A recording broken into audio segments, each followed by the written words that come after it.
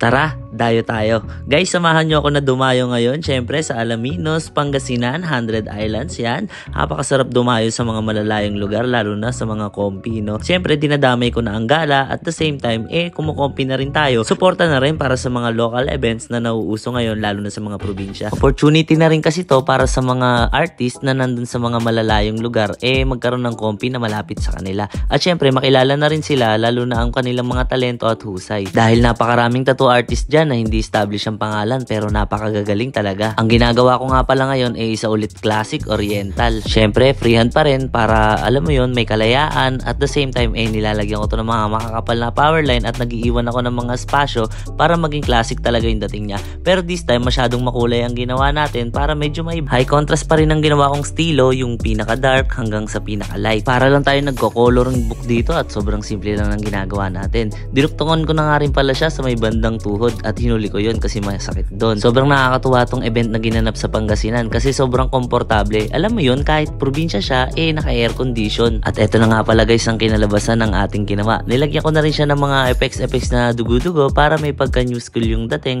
pero classic pa rin talaga to. Yung character, yung lines, yung way ng pagkukulay, talagang original na lumang-lumang estilo.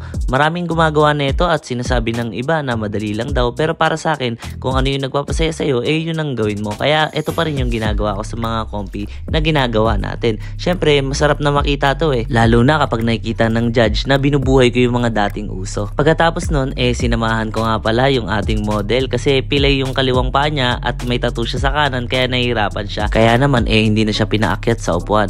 At ayun, sobrang sinipat talaga ng mga judges, lalo na to si Pade. Talagang tinitigan nyo talaga ng malupet, no? Kinabahan ako ng sobra dito mga kageng-geng, Nakakakaba kasi talagang sumali sa kompi. At ito na nga pala guys ang nangyari.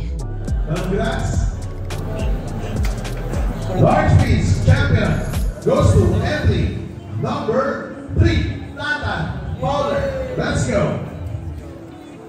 Akalain mo yun, nakakuha tayo ng first place champion para sa ating pre-made. Ang pre-made nga pala guys, yun yung mga tattoo na magaling na o healed na. Pwede kasi yun isali sa mga kompi at marami ding sumasali sa mga ganon. At doble nga pala ang swerte natin guys dahil nakakuha rin tayo ng 5th place para sa ating on the spot. Hindi man mataas ang nakuha natin, ayos na to. At least, diba, nakatungtong tayo ng stage, yun ang pinakamahalaga sa lahat.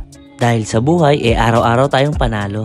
Ang importante marami tayong matutunan sa lahat ng dayong ginagawa natin. Kaya congratulations pa rin sa atin. Sa mga gusto magpatattoo dyan, message nyo lang ako sa aking Facebook page, Tatan Fowler Tattoo. At kung okay lang, follow nyo na rin. At bago matapos ang video na to guys, visit nyo rin syempre ang one of the most famous videographer in the Philippines, Son of Chrome Visuals.